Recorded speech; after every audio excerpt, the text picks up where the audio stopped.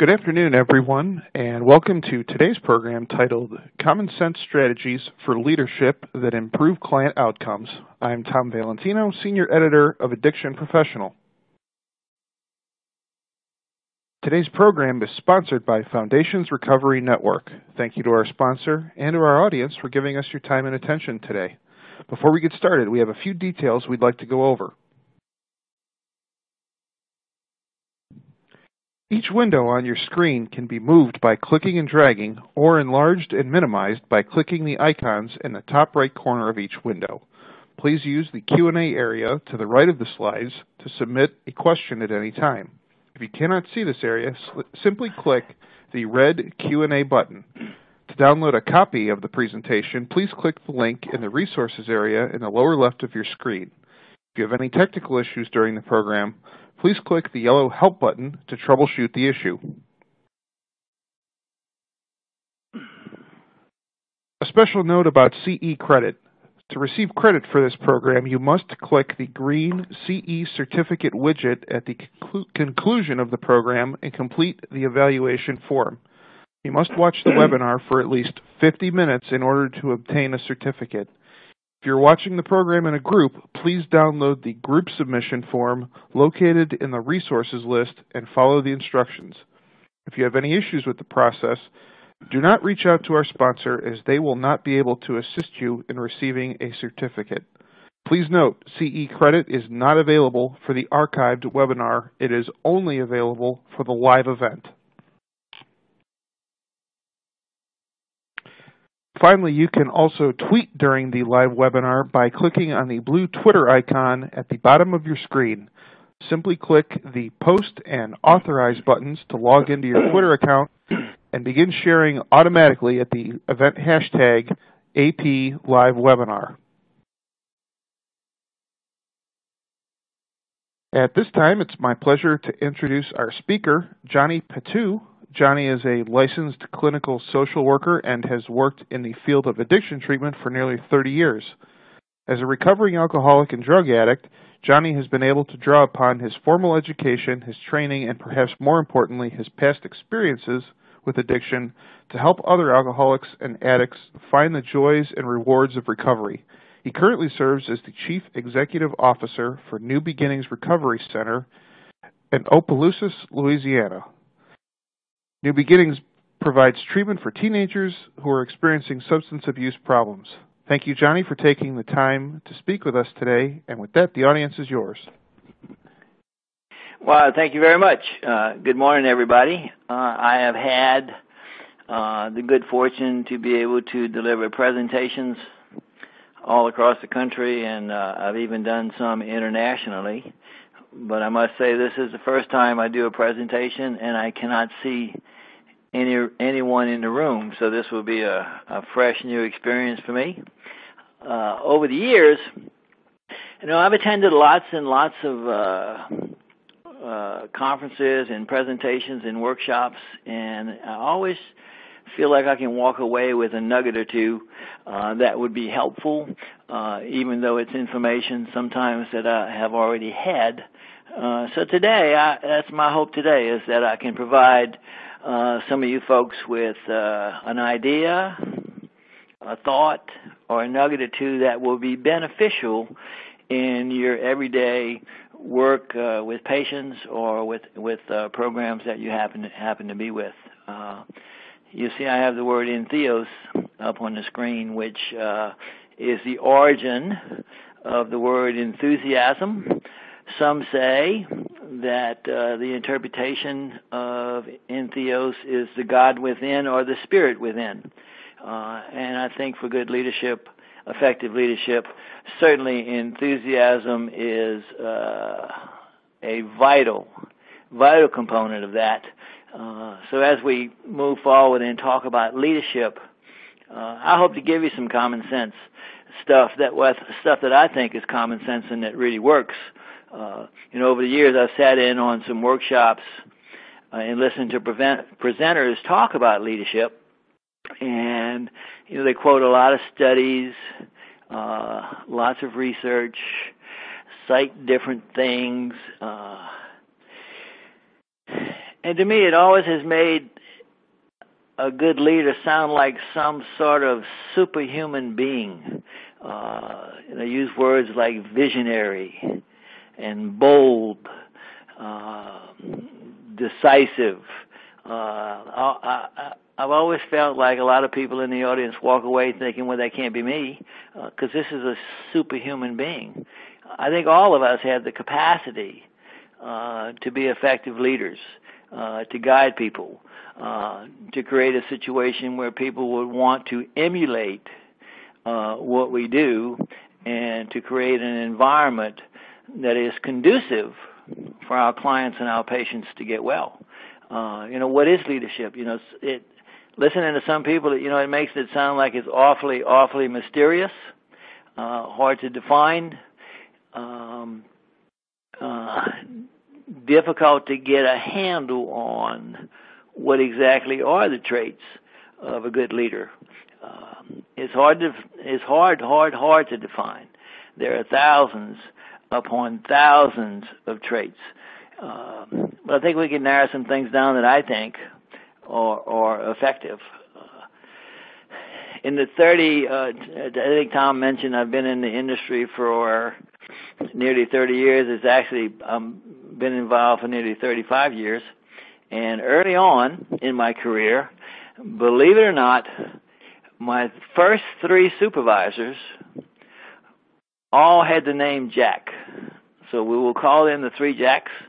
I have a last name for them, which I won't use, but that's just my own little humorous opinion. But the 3 Jacks all seem to do the same thing. They all seem to focus on short-term gains. I think that was for 3 reasons.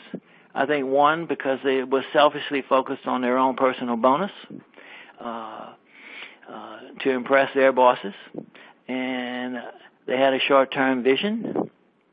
And I also think they operated out of fear, trying to be intimidating, to try and get people to perform up to the level that would benefit them. They spent a tremendous amount of time focused on these short-term gains and ignoring, in my view, completely the type of environment that they needed to create. Getting back to other people who talk about leadership and things you can find on the internet about leadership, some of the words that are used, it's to some extent it reminds me of a current television sitcom. Maybe some of you have seen it. It's called Mom. It's about a mom and her daughter who live together, her adult daughter, and they're both recovering alcoholics and drug addicts.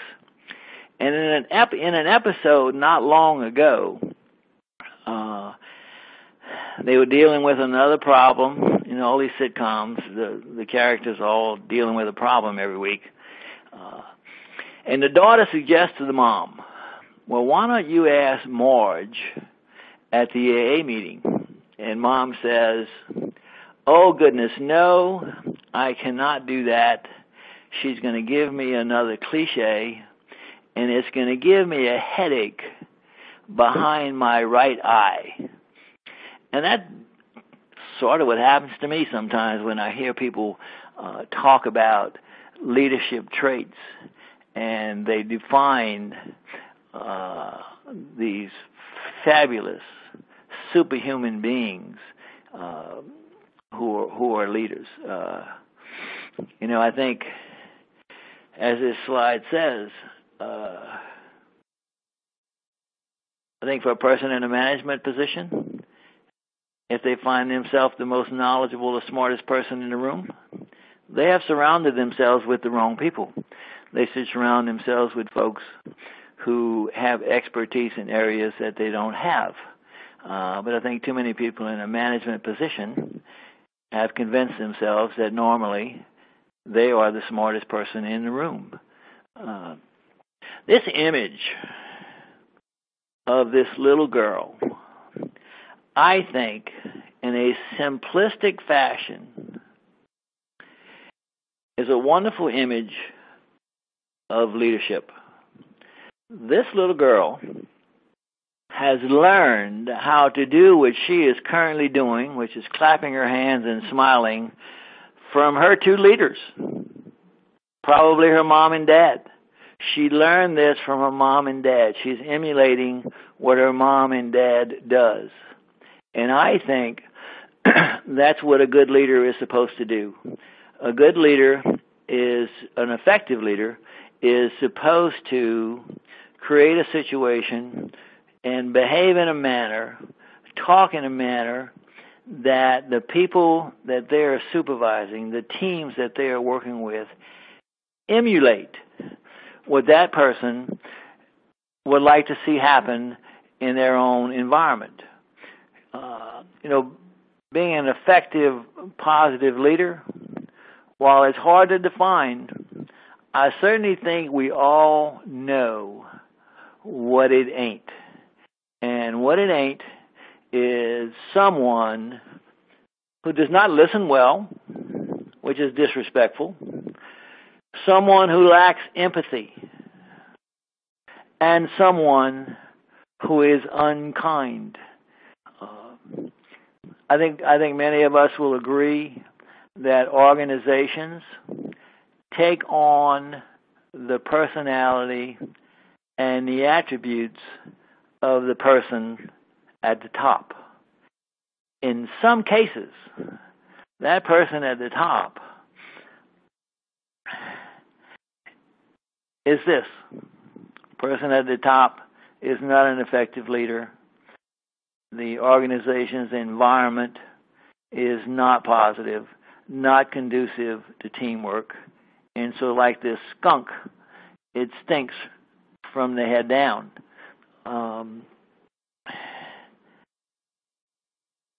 I think most people in the work environment will agree that organizations and teams certainly take on the personality of the person at the top. And getting back to that slide about if you're the smartest person in the room or you pretend and like to behave like you think you're the smartest person in the room, that's just not effective leadership. I'm reminded of a quote by Albert Einstein, and his quote was, "Genius is making complex ideas simple, not making simple ideas complex." I think the same holds true to leadership. I think a good leader, rather than trying to be viewed as the smartest person in the room, and therefore making simple ideas complex, a good effective leader can take complex ideas or a complex vision and make them simple to understand. When we talk about a manager is just a plain old manager. Sometimes makes people feel as though they are the most important person in the room. But when you're in front of a real leader, that real leader makes everybody in that room feel important and feel valued. I remember when I was in graduate school, one of my professors took the time to explain the word transactional, that relationships are transactional. What I say and what I do will influence the person in front of me and vice versa. I think a plain old manager who is not a good leader forgets about that, that interactions with other humans is transactional. Too many of them really just like to play boss. They like to play boss and like to behave like they're the big shot. New Beginnings, the program I'm involved with now, about 5 years ago, my partner and I acquired it, and it was in dire straits. The three previous physician owners had passed away over time. And we acquired it 5 years ago when it was struggling. The family was thinking about closing it. Well, we thought it was worth keeping open, so we acquired it. And we've made a lot of progress in 3 or 4 years.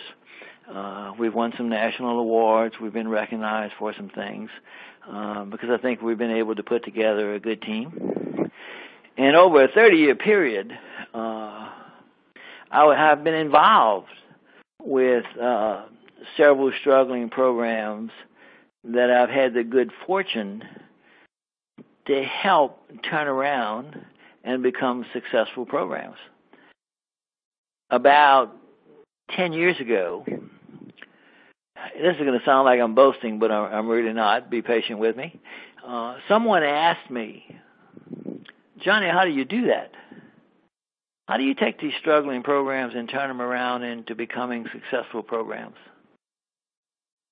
And the truth is, I couldn't answer that question. I didn't know. I didn't know the answer to that question, so I actually had to give it some thought. And I did. I gave it some thought. And the one thing that came to mind for me that I did consistently with each and every one of these programs is that I insisted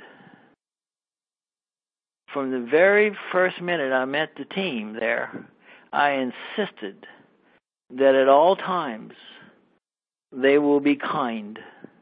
They will be kind to patients. They will be kind to coworkers. They will be kind to referral sources. They will be kind to family members. Without really being consciously aware of it, I was contributing to some extent to creating an environment which is conducive for good teamwork. And, you know, a good manager leader is certainly not a person who just barks orders. You know, if I want an environment, or any leader who wants an environment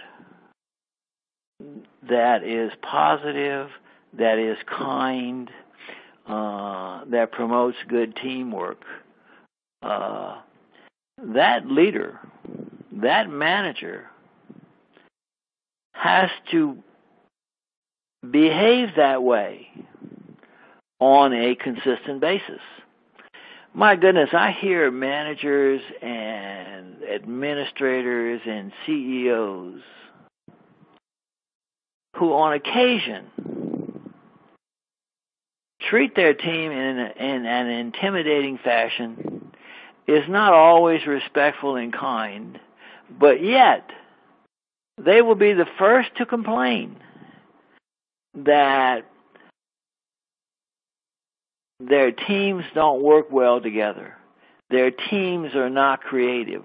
Their teams are not upbeat. Their teams are not optimistic. Without realizing, in my view, that they are the person that has created that environment. They're the people who have done that. You know, leadership is about motivating people to want to do certain duties and to do them well. You know, leadership is about creating an environment where folks want to do well. Folks want to create and achieve the vision that the leader wants. In my opinion, that can best be done in an environment of kindness, in an environment in which teamwork and creativity is welcomed. But you know, in today's society, especially today's business society, so many so-called leaders are so focused on the short-term gain that it's as though they don't have time to focus on the environment. They are so worried about the next quarterly report. And so many people in the behavioral health industry, so many people in leadership or management roles or ownership roles are so interested in beefing up their numbers today, perhaps in hopes of attracting someone to acquire them. That's their motivation. It seems like there's just so many investors around and private equity companies around that want to invest and buy independent behavioral health programs around the country, that the owners and the leaders and the managers are so focused on short-term numbers that they simply do not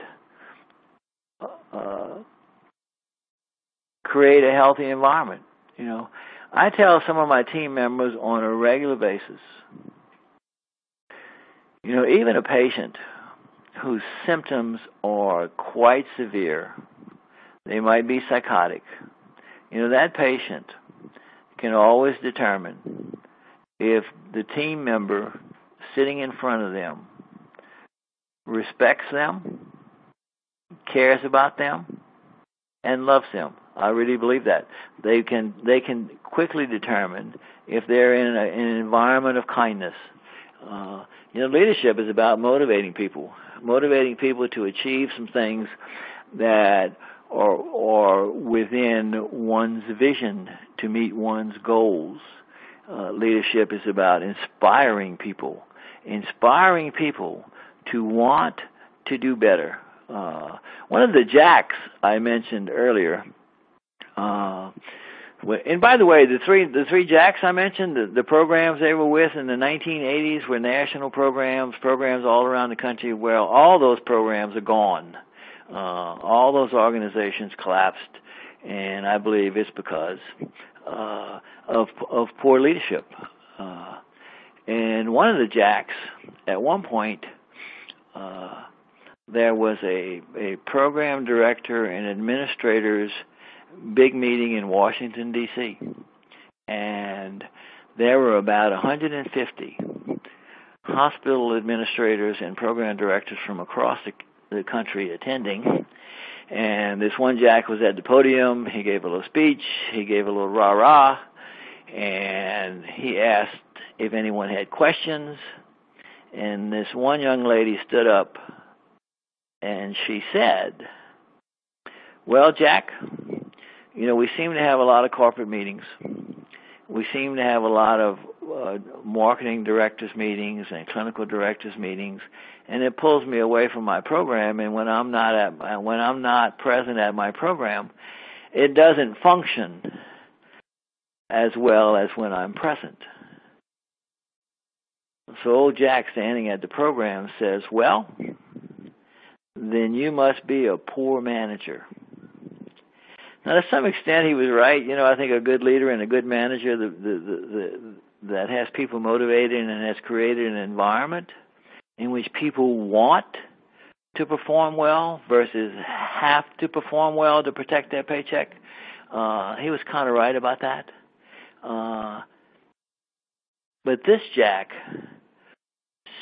certainly demonstrated poor leadership by embarrassing this poor woman in front of all her peers. Certainly did not inspire her. Certainly created a transactional situation where this poor woman was just devastated and embarrassed. Is she going to return to her program and be less motivated? Well, of course, because that was a situation where, with an organization to where the skunk stunk from the head down without question. And a good leader is not afraid to empower people. Not afraid to empower people. Leaders who try to operate in an intimidating fashion, try to project this massive authority like they're smarter than everybody in the room, they are de-empowering. They just taken away people's sense of being empowered to make decisions. And I go back to what I said earlier, that these folks are operating out of fear.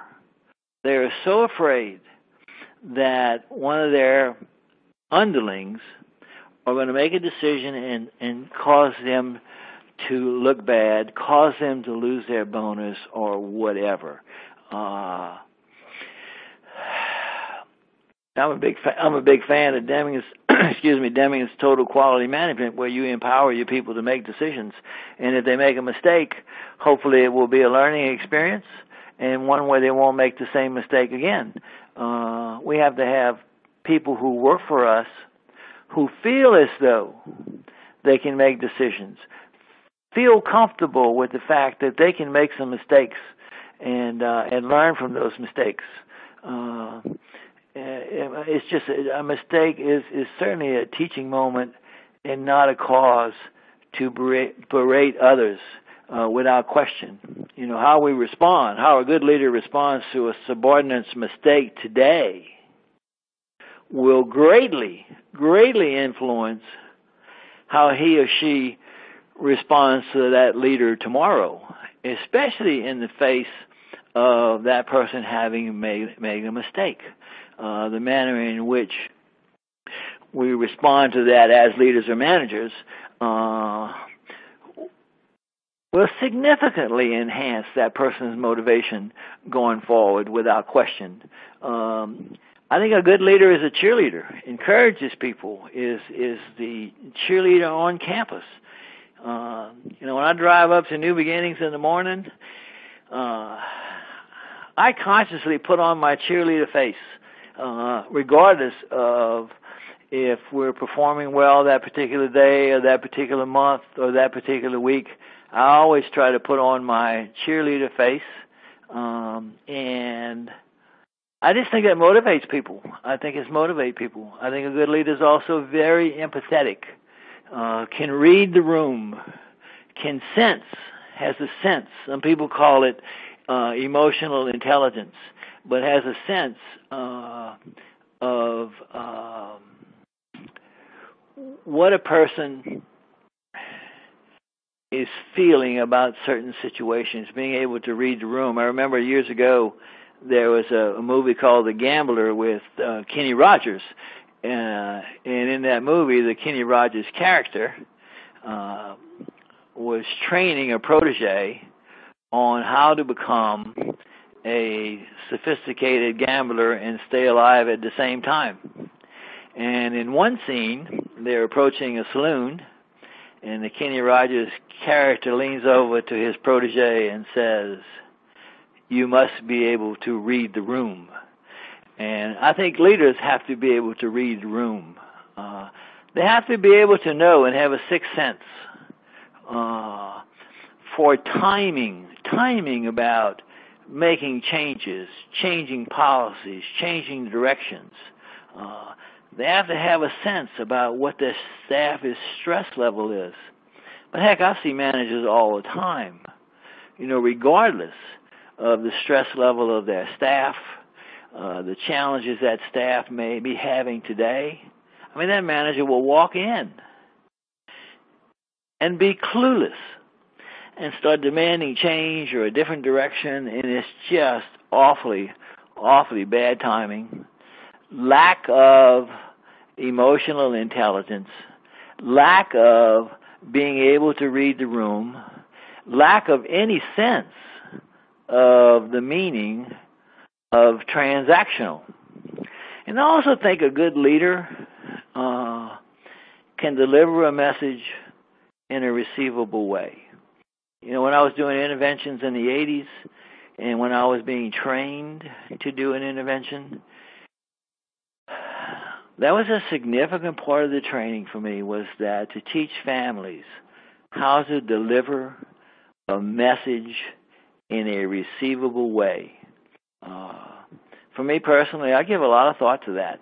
When I'm going to meet with staff, what words and what tone do I have to use for my staff to be able to grasp, accept, and embrace what I'm trying to get accomplished. Stephen Covey says, most people don't listen with the intent to understand. Most people listen with the intent to reply. Well, I could probably do that better. I think we all could do it better.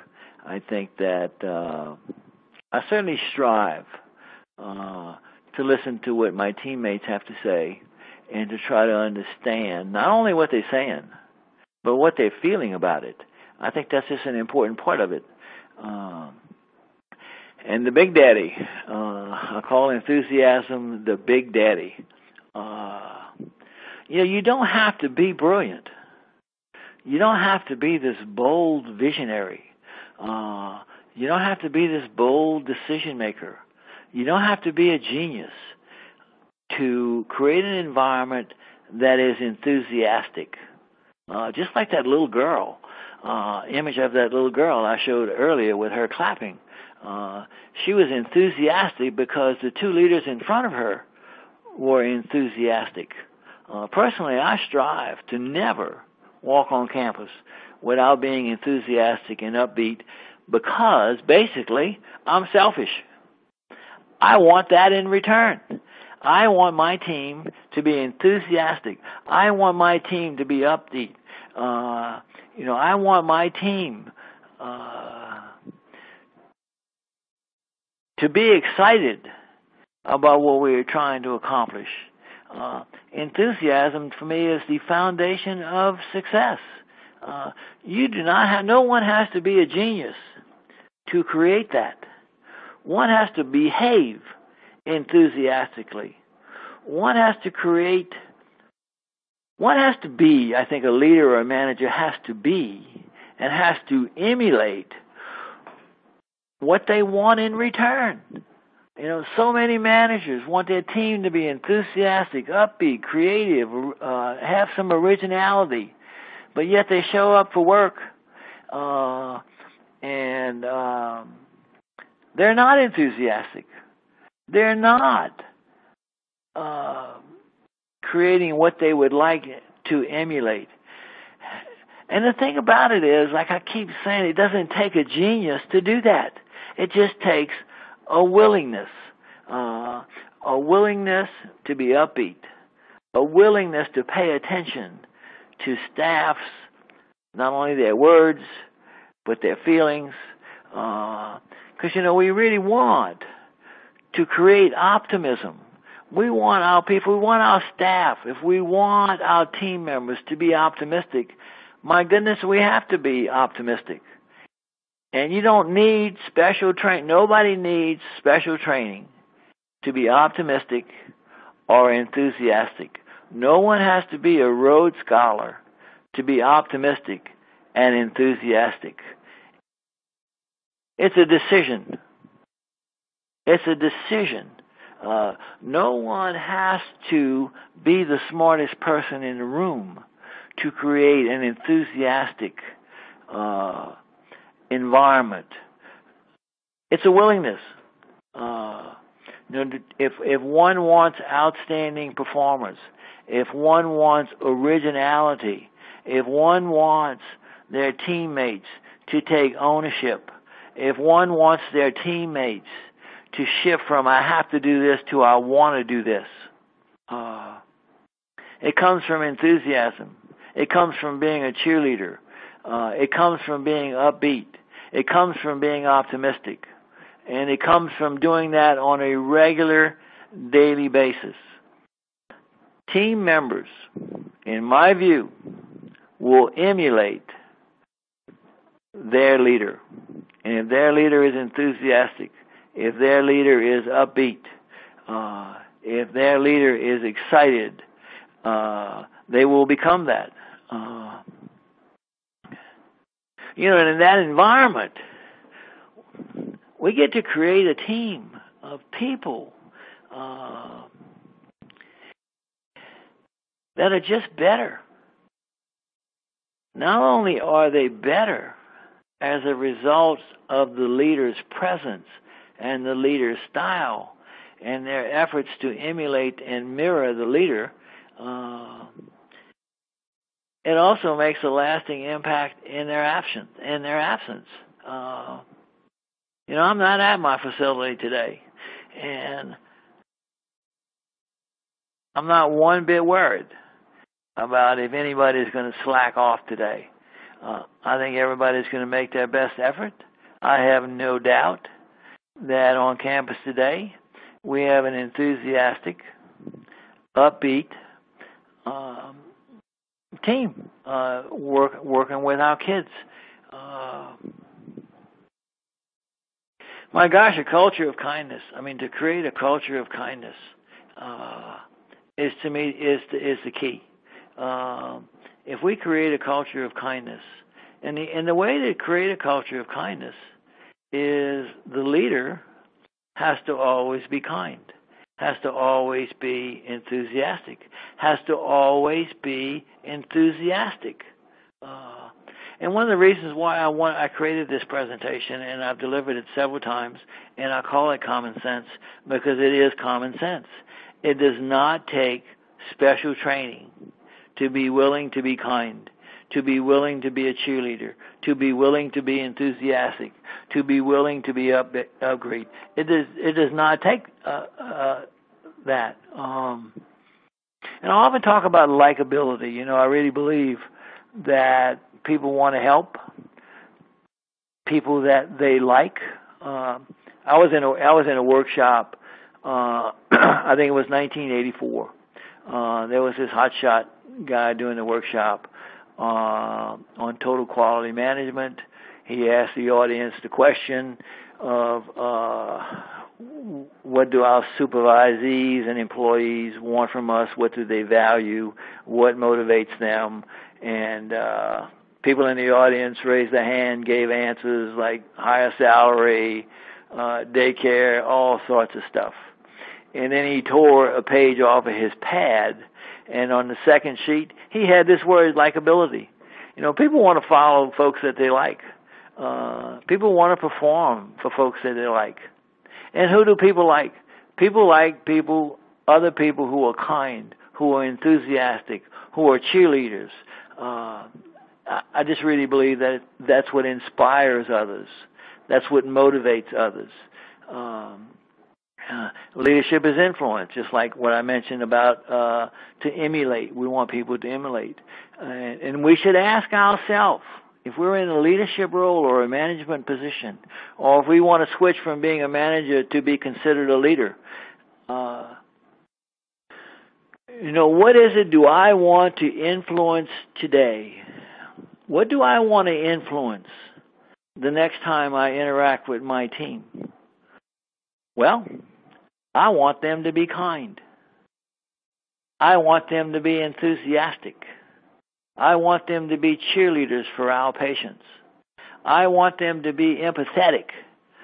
I want them to respect patients, coworkers, family members, referral sources.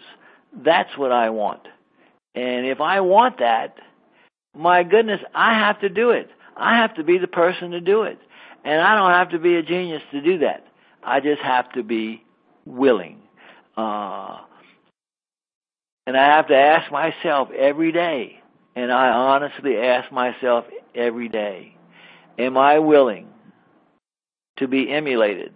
Oh, I spelled that wrong. I see, it's supposed to be emulated. Sorry about that. I have to ask myself that. And I have to be calm under pressure. You know, in our business, some managers, administrators, or program directors, they tend to panic if admissions fall. They tend to panic if census drops.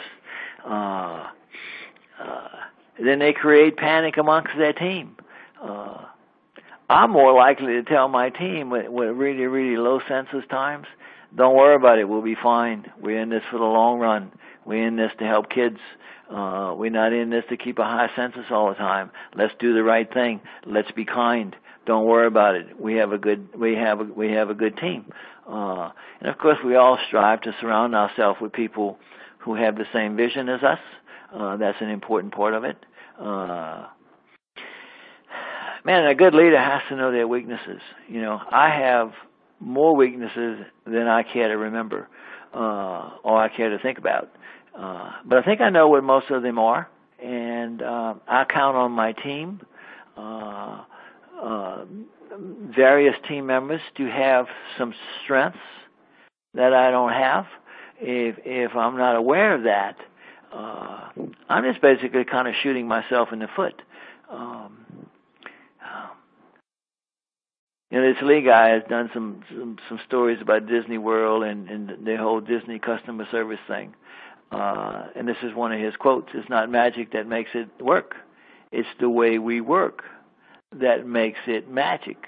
And I really believe that. I believe that in my heart. And when I say we can create the type of leader we want to be, I think all we have to do is ask ourselves the question, what kind of environment do I want? Do I want an environment of kindness? Do I want an environment of respect? Do I want an environment where there's empathy? Do I want an environment where there's enthusiasm and optimism?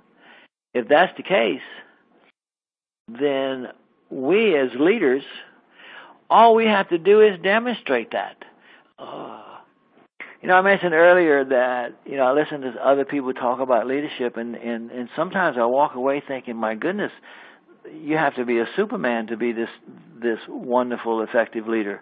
You have to be brilliant. You have to be a Rhodes Scholar. You have to. This must be a special person. That was described to me. But I think it boils down to you can create the type of leader. I think everybody can create the type of leader they want to be by simply asking themselves, what kind of environment would I like to create? This is one of my favorite slides, my favorite all-time slide. When the flower doesn't bloom, you fix the environment in which it grows and not the flower. Which is basically what I've been saying now for about 41 minutes and 52 seconds, paying attention to the environment. In the behavioral health business, to me, the flower is a substitute for census or number of clients we have. Too many managers, not leaders, they're managers, happen to be in a management position, are so focused on admits and census and client count and ignoring the environment, creating an environment where team members want to thrive, they want to achieve goals. When someone says, think about this, when someone says, a staff member, for instance, says, I love my job, do you think they're talking about writing treatment plans? Do you think they're talking about documenting in the medical records? Do you think they're talking about doing one assessment after the other? I don't think so. I think when someone says they love their job, what they're saying is they love the environment. They love their teammates. They love the fact that someone has created an environment in which they enjoy working. And that has to do, I think, with kindness, empathy, team members respecting each other, a sense of team. I just don't think they're talking about writing a treatment plan or documenting in the medical records.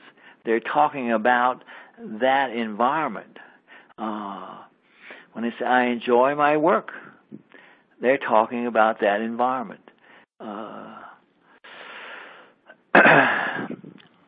A while back, I stumbled across this Googl Study on the internet. You can find it, the latest Googl Study. Google did a 2-year study on what makes for an effective team. And if you know anything about Google, Google has these fabulous benefits for the employees. There's great cafeteria, great daycare. They have a lot of great things. So anyway, regardless of that, they decided to do this 2-year study on what makes for an environment that is conducive to good teamwork.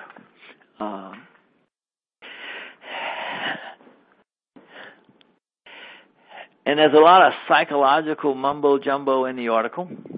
But at the end of the article, this is Google, an international giant. At the end of the article, this was the summary. Be nice. Just simply be nice. Create a kind, enthusiastic environment, one with respect, one with dignity, one that promotes empathy.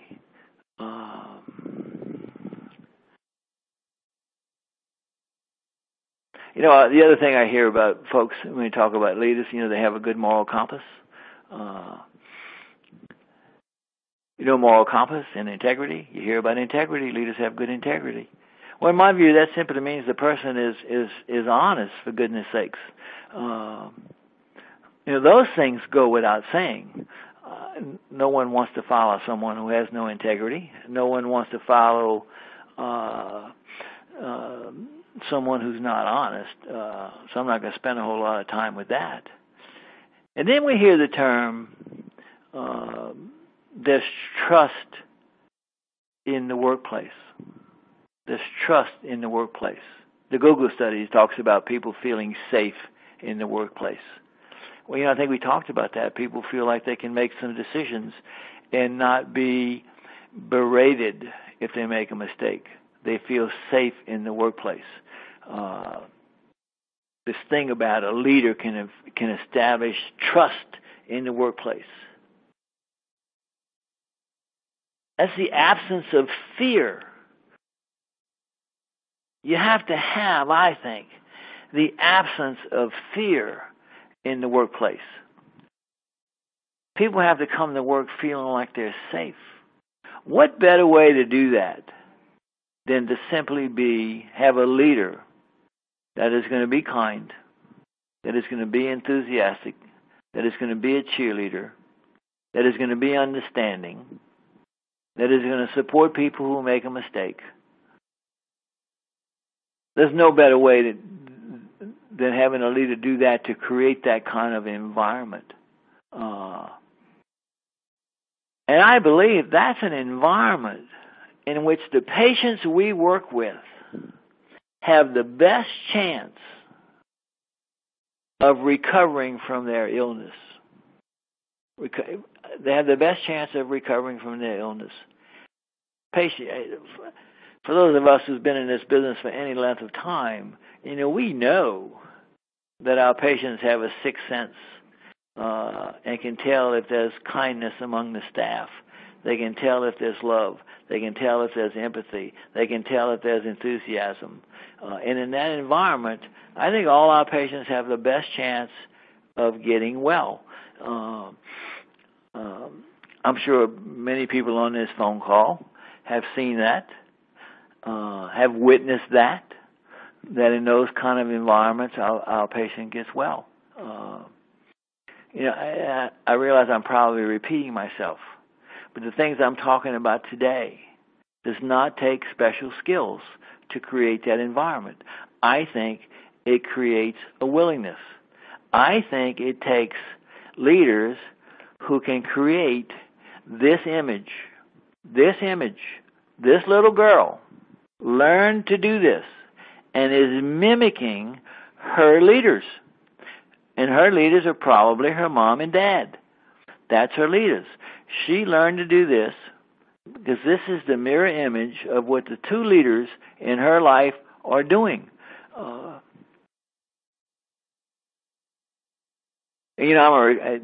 Tom mentioned I'm a recovering person. I've been in recovery for 36 years, and people struggling with addiction or psychiatric disorders are just near and dear to my heart. I feel blessed to be able to make a living and be in an industry where, in some small way, perhaps I can help them to live up to their potential and embrace recovery. So creating an environment for that to happen is just important to me, and and I'll tell you this: if to be an effective leader, to create that kind of environment I'm talking about, if that took really special skills and a really highly intelligent person, I could never have done it. because I'm not a genius. I don't have special skills. But I have been fortunate enough to, over the years, take several programs who were struggling and near collapse to performing at high levels and becoming very, very successful. I did not do that with skills or special training. I just accidentally stumbled across what worked for me, and is to be kind. And I'll say this, it's a wonderful way to manage and be a leader and be lazy. You know, I say that in jest, but for the most part, in this environment, heck, I got to work less. I can count on my people to be enthusiastic. I can count on my people to be optimistic. I can count on them to be kind. I can count on them to be committed to doing their best for their patients. So, anyway, that's, as I mentioned when I opened up, I just hope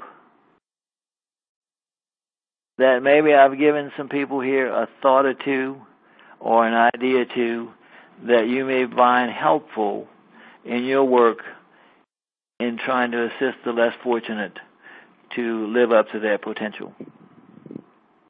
It's been fun. Thank you. I'll hang on.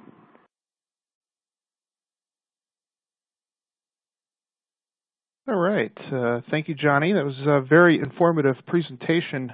Before we get to the Q&A portion of the event, I'd like to now hand things over to Leah Boone from Foundations for a few words from our sponsor.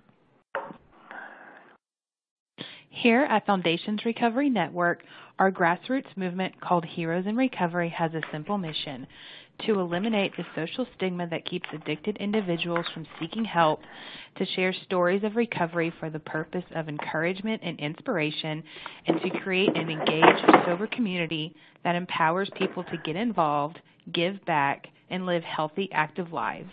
Join us in this mission at our 6K race series at these locations across the country. As a thank you for your attendance today, please enjoy the discount code WEBINAR2016 to register for any future 6K events. Back to you, Tom. All right, thank you, Leah. We've already had a number of questions come in from the audience. However, we'd like to remind you that you can use the Q&A widget to the right of the slides to submit a question at any time. And this is now also a great time to consider filling out your CE certificate information by clicking the green CE widget on your screen. All right, let's get into some questions here. Johnny, we had a question. We had one audience member who says she's been asked to put away her cheerleader outfit on more than one occasion. How do you combat that? Well, I suppose it comes down to who's asking that question. You know, if it's her supervisor asking that question, that's a toughie.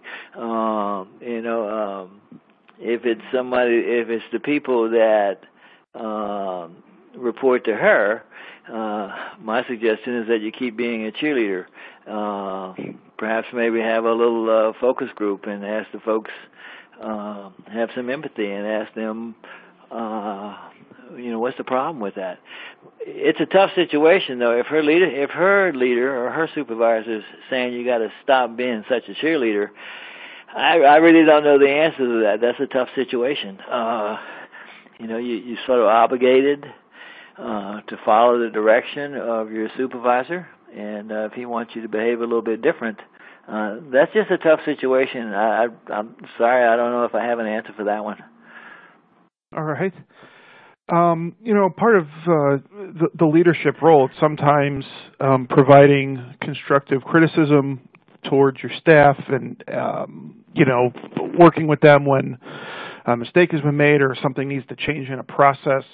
How do you address that with your staff without having them feel alienated, and how do you keep them engaged?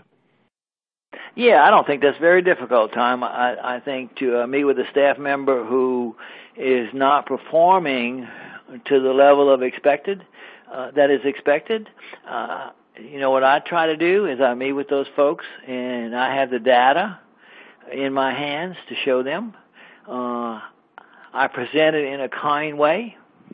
I present it in an empathetic way, and I also talk a lot about, I'm here to help you gain some skills where you can reach your potential that not only will be good for our organization here, but you may find very, very valuable in your future endeavors as well.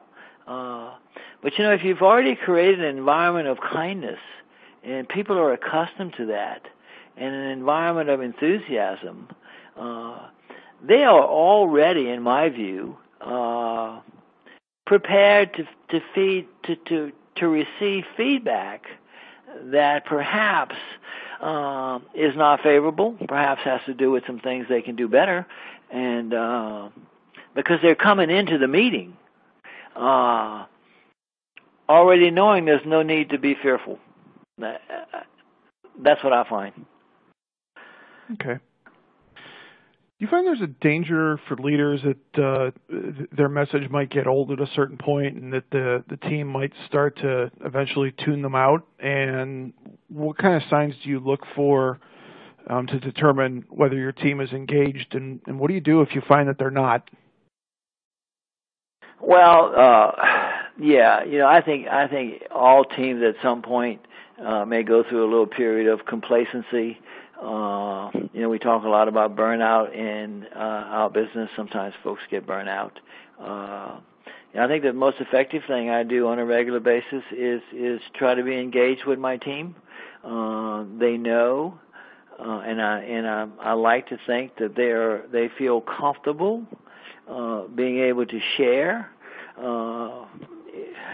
their thoughts and feelings with me, and so I think that's the best way. Just to have an environment and a setting in which they can express themselves, where they can come and say, I disagree with this, or I disagree with that, or I need some time off. It goes back to that whole Googl study, to have a safe environment where folks feel like as though they can express themselves. Okay. Quickly, we have time for just one more quick question, 30 seconds or less. How do you continue to lead in a management style when you're in an organization that has a culture that might tend to point out weaknesses constantly? Yeah, I'm assuming, Tom, that you're talking about maybe being a middle manager and people above you. Yes. Do not have. Yeah, that's a tough one. That's a tough situation. There's that old expression, stuff rolls downhill. And I have been in that role. I have been a middle manager where the top shelf people only gave lip service to the things I'm talking about, but turned around and behaved in a punitive way. In those situations, I just did my best. I did my best to shield the people who worked under me from that sort of punitive language. There were some things I couldn't prevent. Most of the time, I was able to continue to be upbeat, continue to be enthusiastic. Oftentimes, I found myself taking the brunt of the punitive language, the non-positive language. But for me, I just tried to shield the people who worked under me, from that type of attitude. It's a tough situation, though. All right. Great stuff. I think that's going to be all the time we have for questions today. We have some final instructions regarding CE credit. And again, should you have any issues with this process, do not reach out to our sponsor, as they will not be able to assist you in receiving a certificate. To receive your certificate for this program, you must click the green program evaluation widget, complete the evaluation form, and click submit. For those watching in a group, as a reminder, please download the group submission guide and program evaluation located in the resources area and follow the instructions provided. For those watching from a mobile device or tablet, you will need to email the help desk to receive a program evaluation and certificate for this program. Please note, CE credit is not available for the archived webinar. It is only available for the live event on August 30th, 2016. If you have any questions, please click the purple Contact Webinar Help Desk widget at the bottom of the screen. Also, if you enjoyed today's program, please join us on Thursday, September 29th for our upcoming Addiction Professional webinar sponsored by Foundations Recovery Network. The program LGBT Addiction Treatment, Viewing Recovery Through the Spiritual Lens will be presented by TJ Woodward. A link to register for this program is located in the resources box on the left side of your screen. I want to thank Johnny Patout once again for an excellent presentation. I also would like to thank Foundations Recovery Network for making today's program possible.